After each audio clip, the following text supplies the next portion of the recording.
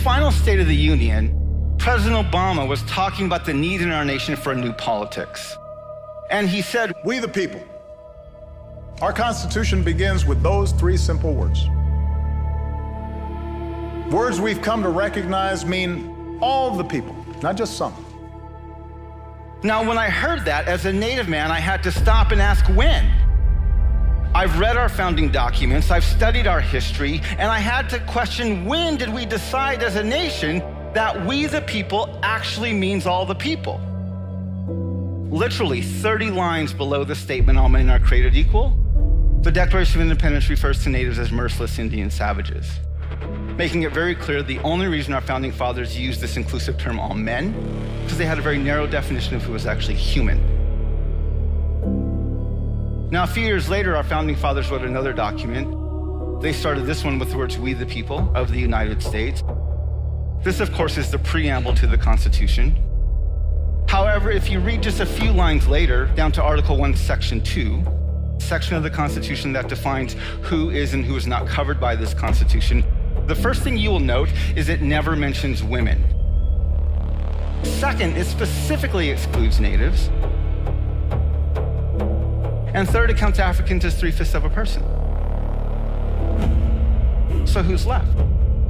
Well, white landowning men is who could vote.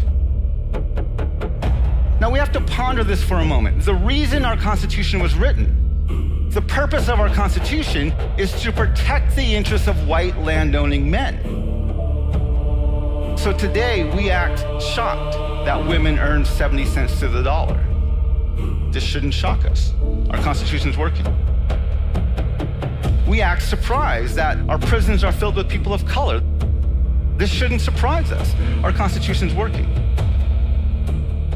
We act outraged that in 2010, the Supreme Court sided with Citizens United and rules that corporations now have the same rights to political free speech as individuals. This is what opens the door for super PACs, unlimited contributions to candidates. This shouldn't surprise us. The Constitution's doing exactly what it was designed to do. It's protecting the interests of white landowning men. So this makes our Constitution a systemically white supremacist and sexist document that assumes the white landowning male has the authority to decide who is and who is not human.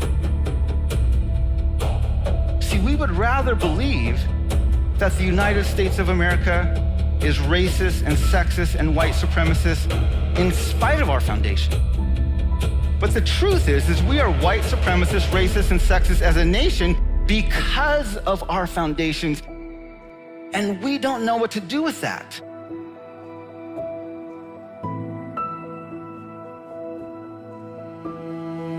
There's an Aboriginal leader named George Erasmus, and he says where common memory is lacking, where people do not share in the same past, there can be no real community. If you want to build community, he says, you have to start by creating a common memory. I think this quote is brilliant, and it gets to the heart of our nation's problem with race, which is we don't have a common memory. We have a white majority that remembers a history, a mythological history of discovery, expansion, exceptionalism, and opportunities. And we have communities of color that have the lived experience of stolen lands, broken treaties, slavery, Jim Crow laws, segregation, boarding schools, ethnic cleansing, genocide, internment camps, mass incarceration, and families separated at our borders. We have no common memory, and I think we all can agree that community on a national level is absolutely in the pits.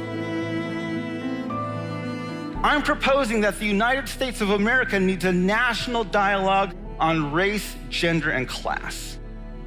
A conversation on par with the Truth and Reconciliation Commissions that took place in South Africa, in Rwanda, and in Canada.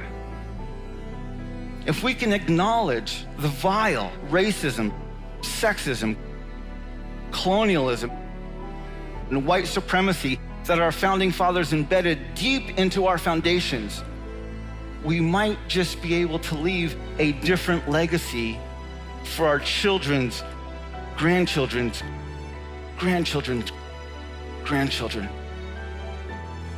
A legacy that for the first time, we the people might actually mean all the people.